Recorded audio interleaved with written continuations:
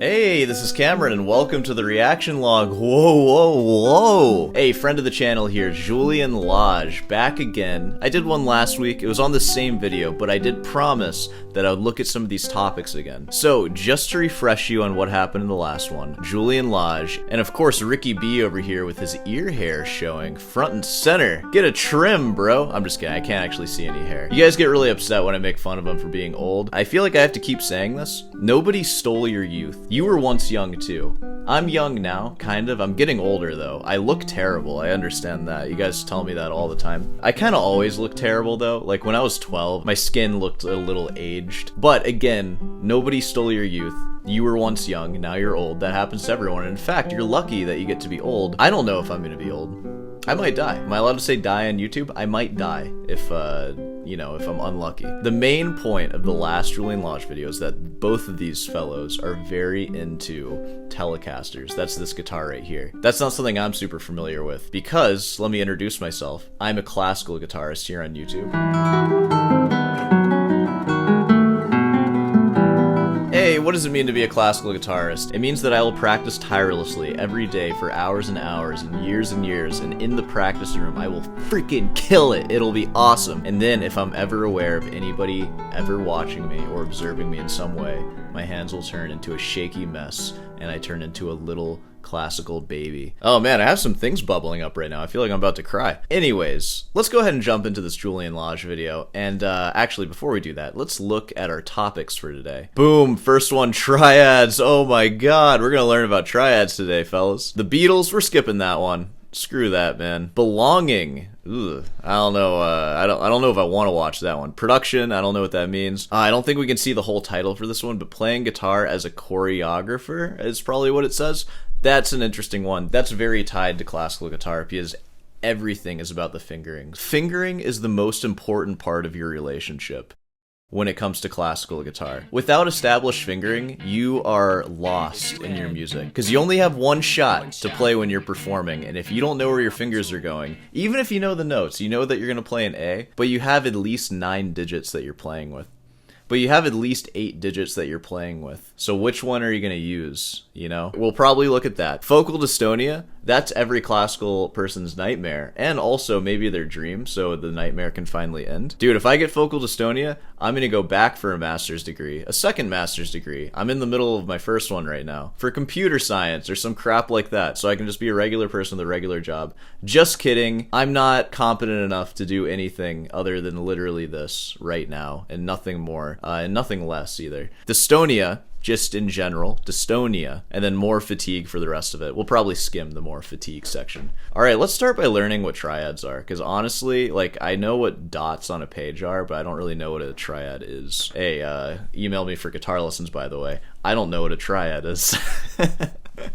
You know, one of the things I'm learning in my master's degree is how to sell yourself as an entrepreneur. I feel like I do a really good job of that. All right. I love how you blend these different styles. Hey, I love how you play triads. It's crazy, dude. you can hear those modern classical influences in your... Rick, what are you talking about, man? Modern classical influences? Like who, Yngwie Malmsteen? And you can hear the traditional guitar music in your playing. Yeah. We were talking earlier about... I wonder what he means by traditional guitar music, though. Like, does he mean, like, Spanish guitar? Or does he mean, like, American jazz guitar? That's the thing with guitar. The world is so vast. Like, if you're talking about any other instrument, like flute, and you said the traditional flute sound, like, there's only one thing that can be, right? Maybe, I guess, like, tribal flute, because flute's, like, a super old instrument. I don't know. Whatever. The artists Keith Jarrett and Pat Metheny and Gary Burton, who you played with. Yeah. And I've never heard of these people. Steve Swallow. Oh, my God. I'm more of a fan of Steve Spitz. Vocabulary of triadic music that really was not part of triadic music. I honestly love triadic music. Rick Beato, Sore Hands, we're all about that tertian harmony, you know what I'm saying? I think you're absolutely right. I mean, to me, that's... Talk about romantic notions. To me, I hear that music, and I see that... Do you mean like romantic the era, or... I'm sorry, alright, I'm done. Music meaning the whole kind of oeuvre of these players taken as a whole. It's positively enchanting. And I think part of that is, like you say, you're dealing with triads, which I think maybe not always accurately, but I think it's fair to say we associate with American music. Yes. You know, certainly there's an argument There's to be made American. Dude, that's crazy hearing that right now. What are they talking about exactly? American music? I mean, you associate it with a lot of music, right? I don't know. Personally, I feel like I might associate it with European music. But also American music. I honestly, dude, everybody freaking uses triads. We love that stuff. People love triads. There's an American element Yes, to it, absolutely. So that's at play. So it kind of tugs on any heartstrings I have of I was interrupting them a lot. I have no idea what they're talking about, so I'm just gonna try to get my bearings here.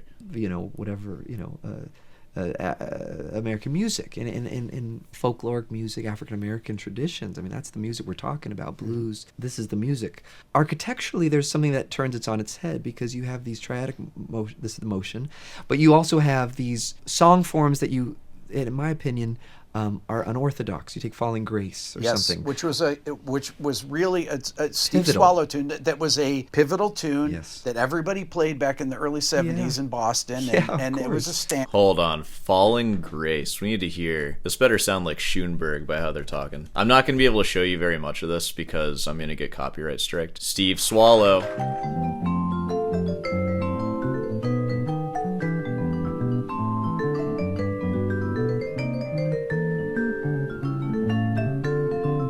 I don't know, sounds pretty normal so far. I mean, just based on the bass, I just hear a lot of like chromatic harmony, like applied dominance just leading to chords in a minor key. But in that jazzy kind of like where half the song is minor and then it's like 2-5-1 in minor, 2-5-1 in major. Sounds like jazz.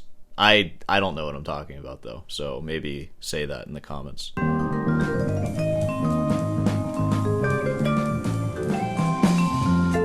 Dude, this band is freaking dope. Oh my god, they have a marimba like front and center, and he's killing it too.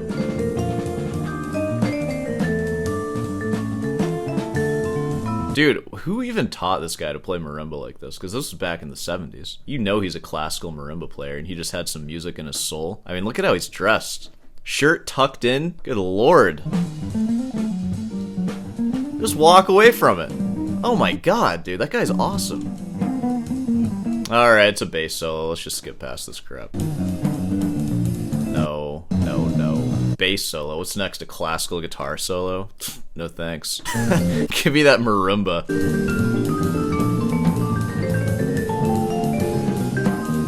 Dude, people used to look so cool back in the day. I don't know, so I guess they're talking about, like, the song structure being weird, but is it? I don't know. It just sounds like a freaking Circle of Fifths jazz tune. Just some monster players on it. Yeah, but that stuff sounds pretty cool. It's got 16,000 views on it. This video better not get more than that. For that that style of style. music, that sound. It's a complete sound, and then we're talking about a form that is not incredibly long, and if anything, it's almost a bar short of where you think it's going to go. And because of it, so great about it. exactly, Yeah. this instability sets you on. It becomes a cycle that you don't ever want to stop, much like a 12-bar blues. Yes. So you see this invention of these cycles that are, it's like Cy Twombly or Rauschenberg. These people who say this is form, this is this thing now. And Keith did that time and time again. Yes. Chick, Pat, Gary, Swallow, Carla Bley. Yes. Paul Motion, everybody. Yeah. I mean, there's Ralph Towner. And Ornette. Ornette, of course. Even in his linear playing. Yeah, I don't really see where triads are coming into this. It seems like this is more of a conversation about form. They should have labeled this section form. That's all I'm trying to say. These elements to it, this They're almost absolutely. country elements. Yes, we're talking Texas too. You're Yes. talking Ornette's come from Texas, and what delights me about a lot of that music is, I hear it, like I say, as a student, as a nerd of this stuff, and I go, wow, how did that ever come to fruition? That all of these, seemingly to us modern people, see this, here in 2023, we think it's so disparate. Like, how did they ever put it together? And then I think about bebop, you're talking about an era where Dixieland is alive and well, and it's this modern music. Yep. You're talking about the fact that Charlie Christian is coming out of Oklahoma, and you have this all of that early. Yeah, this is just a bunch of like stuff that I have no idea what they're saying. I didn't learn a goddamn thing about triads in that one. Maybe Belonging should be the next one that we listen to, because I feel pretty inadequate right now. I feel like I don't know what's going on. I keep going back to these records that I grew up with. Yeah, dude, no wonder. We know, Rick. You like the stuff you grew up with. I've been obsessed with Keith with the Belonging record. Yeah. It came out in '74, and Oh, dude, what? Are these like AI generated or something? I thought they were going to talk about their place in the universe or something. They mean belonging the record. And I've been listening to that over the past month, driving my kids crazy. Amazing. And Hey man, they drive you crazy, you drive them crazy. That is the dynamic of the old and the young. get into a record, I'll take out an old album like that, and we'll rediscover it again, and just go through every song and It's so hip. and listen So to cool. you know I was Yeah, dude, so hip, man. Hey, I can't say anything. I listened to like the lamest crap ever. Dude, talk about old. Yeah. All right. Belonging. That's not giving us anything. Production. Dare I even go into production? Playing guitar as a choreographer. You know, I think of myself, and this might not mean anything to anybody, but I think of playing guitar as like a choreographical experience. Dude, like every classical guitarist feels that way. Like, again, I already said this in the beginning. Fingering is such a huge deal when it comes to your intimate connection with your guitar. So it's kind of funny hearing these jazz guys. It makes you wonder what kind of pedagogy these guys go through. Did he figure this out on his own? And also, like, it kind of shows you the importance of classical education. I feel like it can kind of speed run a lot of this stuff for you. Did Julian Lage go to Berkeley? I so hope he did. Sonoma State University, not Suno State University. You don't want to go there. Okay, not Berkeley. Well, I guess we can't make fun of that. But yeah, the whole choreography thing, that's a big deal. Like in BWV 997, the piece that you heard me briefly play when I mentioned that I'm a classical guitarist, and that I also played in the last practice log that was posted, or the one after this that was posted, either one. My fingerings are written in, and I'll often play through it with the score, like slowly, 40 BPM or whatever, just looking at the fingerings, making sure every finger is consistent. Like the same fingers that I used yesterday, because that's really how you get a piece to the highest level. Like you can't keep practicing it in different ways. I mean, maybe you can, but I can't. I don't think. I hear something back, I know how I had to move to make that happen. And if there's a stutter, or if there's something, maybe it's endearing, great.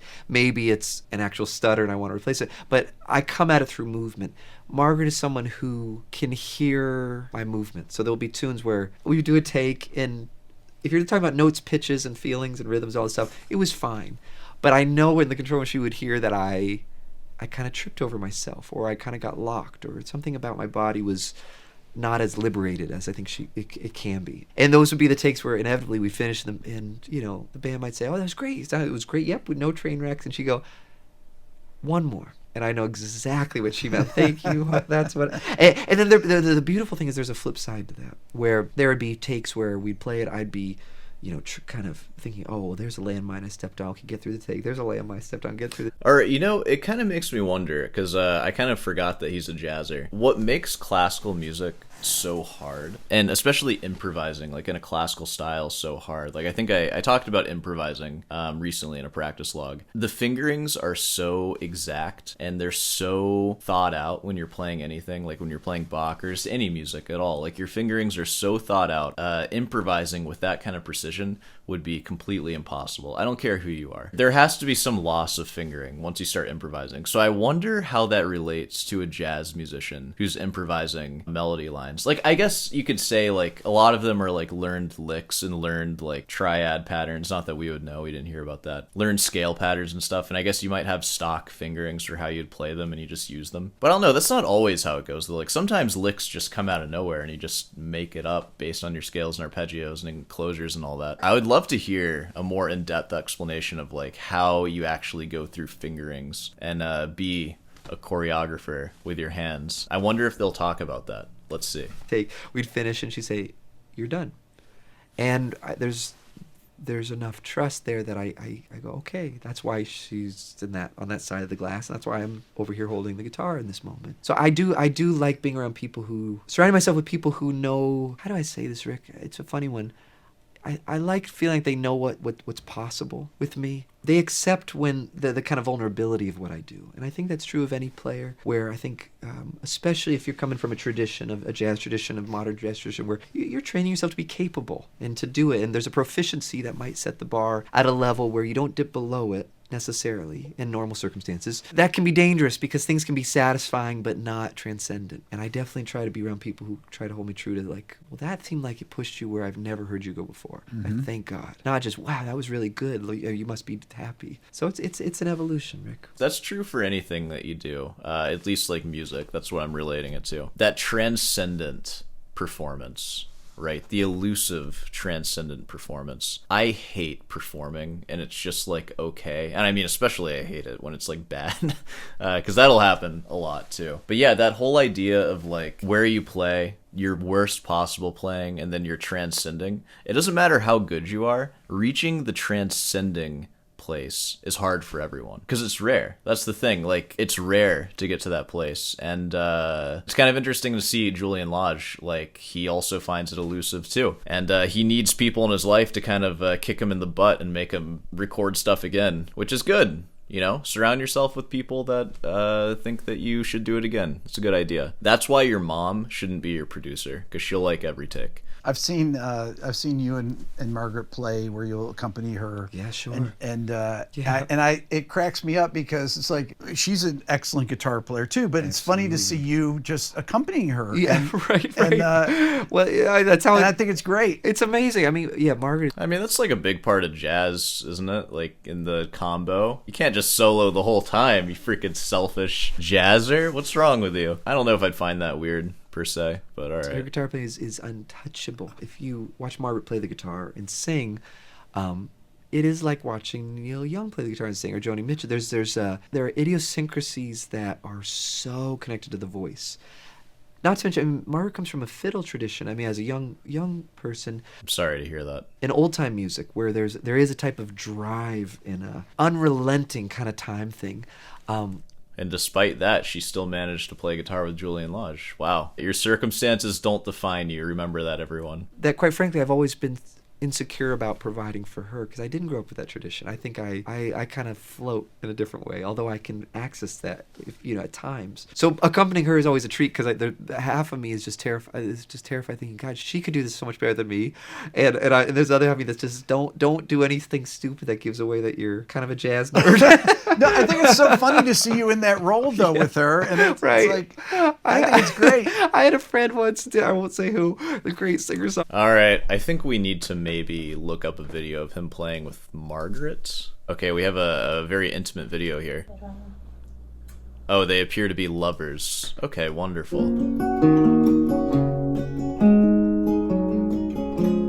You don't look too comfortable accompanying like that. I never will while you're away, and I'm back in Katona watching the neighbor's yard. You're talking with Susan, laughing with Mona, and I'm thinking long and hard. No, I'm not yours, nothing's ours, you're not mine.